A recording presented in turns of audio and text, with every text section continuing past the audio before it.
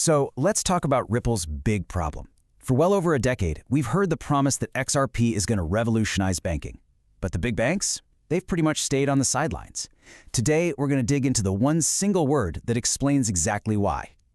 And it all kicks off with this, a surprisingly honest moment. Now, this quote isn't from some random critic, it's from a senior validator on the XRP Ledger, talking about a direct conversation he had with Ripple's CEO, Brad Garlinghouse. And that one word he got back, privacy, well, that's the key to this whole puzzle. Yeah, so this is way more than just some off-the-cuff remark. It's basically a public confession. It's an admission of the one massive hurdle that has held Ripple back for years.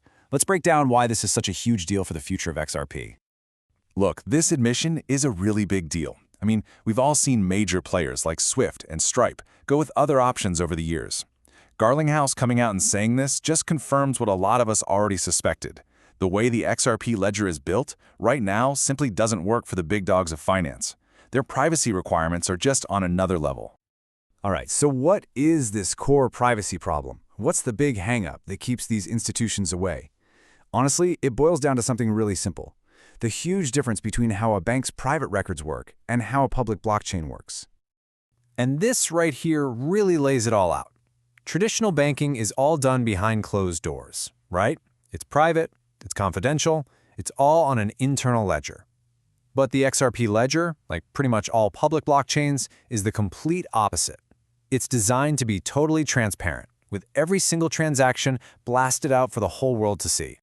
And that right there is the absolute deal breaker. See, pseudonymized just means your name is swapped out for a string of code, but anyone can still follow that code. And for a bank, that's a nightmare. They have compliance rules, they have risk management, and they have a basic duty to keep their client's business confidential. They literally can't have all their transactions out there in the open for anyone to analyze.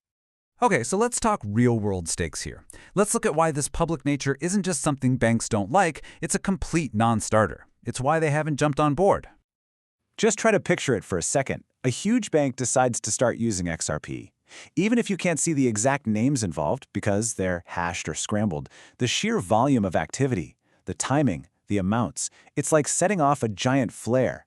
It's a massive signal to the entire market that something is going on. So what happens then? I mean, if a bank's entire playbook was suddenly visible to the world, what's the actual fallout? Well, it would be fast, and it would create a whole mess of problems they want absolutely nothing to do with.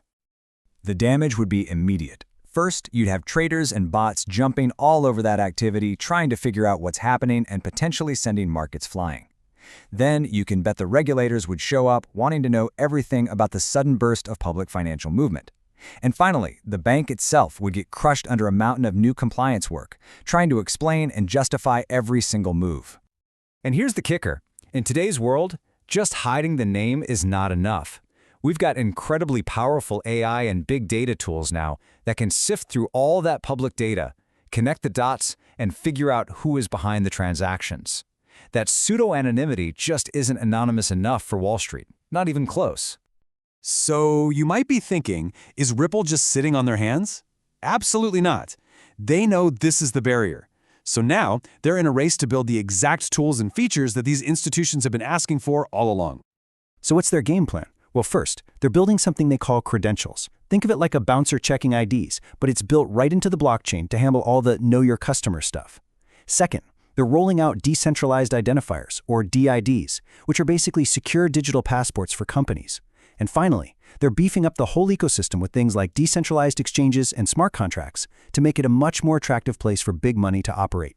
It's a full-on push to give the banks what they need. And that, of course, brings us to the million-dollar question. After all this time, after more than a decade of waiting, will these new tools finally be enough? Can they actually bridge this massive gap between the open world of blockchain and the closed, secretive world of Wall Street? The race is on, but we'll have to wait and see if it's enough, or if it's just too little, too late.